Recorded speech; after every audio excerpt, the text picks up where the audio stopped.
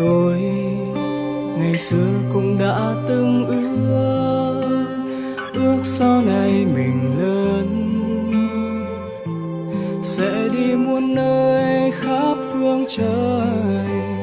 Rồi cuộc đời đã đưa tôi đi rất xa, người ước mơ giờ đã chắp cánh người sắp ước mơ.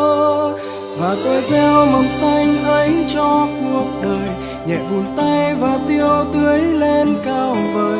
Đến một ngày tương lai rồi mầm xanh kia sẽ tỏa bóng râm chờ che các con đường.